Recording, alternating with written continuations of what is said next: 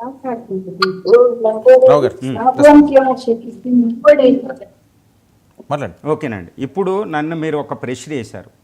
మీరైనా నేనైనా ఎవరైనా భారతీయులు సంక్షేమంగా మంచిగా ఉండాలంటే, భారతదేశంలో పరిపాలన రాష్ట్ర స్థాయిలో కేంద్ర స్థాయిలో బాగుండాలంటే రాజ్యాంగాన్ని ఫాలో అవ్వాలి.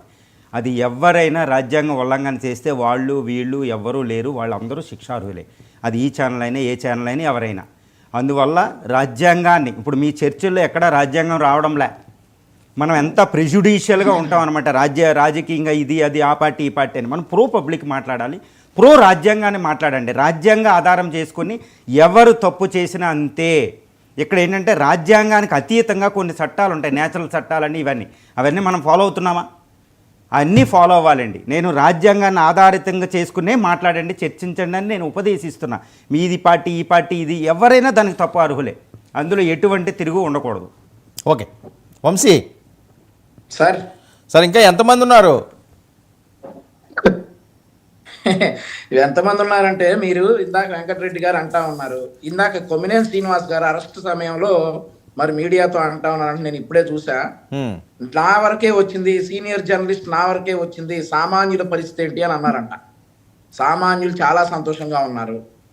ఎవడైతే మహిళల గురించి కావచ్చు, లేదంటే ఇక వేరే వేరే విషయాల్లో కావచ్చు బూతులు మాట్లాడతారో, అసభ్యంగా మాట్లాడతారో, మార్ఫింగ్లు చేస్తారో వాళ్ళని మాత్రం వదిలే ప్రసక్తే లేదు.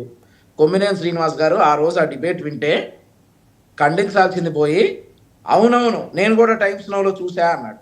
దాని అర్థం ఏంటంటే అతను దాన్ని ఏకీపించినట్లే.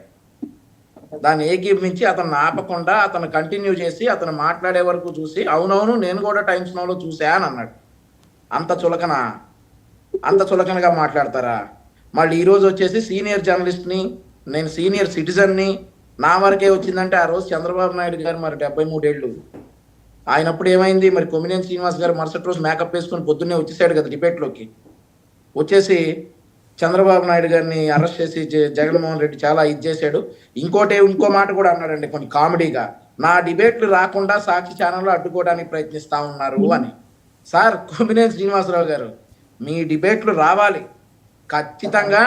మేము ప్రతిసారి చెప్తా ఉన్నాం, ప్రతిపక్షంలో కూడా చెప్పాం. ఆంధ్రప్రదేశ్ రాష్ట్రం సుభిక్షంగా ఉండాలంటే జగన్మోహన్ రెడ్డి గారి పక్కన 5-6 ఉండాలి. 5-6లో సజ్జల రామకృష్ణారెడ్డి గారు ఒకళ్ళు, అంబటి రాంబాబు గారు ఒకళ్ళు, రోజా గారు ఒకళ్ళు, కొట్టని డీజేలు చేయండి హడావిడి సాక్షి ఛానల్ ఈశ్వర్ గారు ఒకరు, ఆ తర్వాత ఈ కొమ్మినేని శ్రీనివాసరావు గారు ఒకరు, గోరంట్ల మాధవ్ గారు ఒకరు. వీరు ఖచ్చితంగా జగన్మోహన్ రెడ్డి గారి పక్కన ఉంటే ఆంధ్రప్రదేశ్ రాష్ట్రం సుభిక్షంగా ఉంటది. ఆయన డిబేట్లు ప్రతిరోజు రావాలి. ఓకే, సాక్షి ఛానల్లో ప్రతిరోజు రావాలనే మేము కోరుకుంటాం. ఒక్క నిమిషం అండి, పబ్లిక్ కాలర్ ఒక కృష్ణ అన్నమయ్య జిల్లా నుంచి. కృష్ణ గారు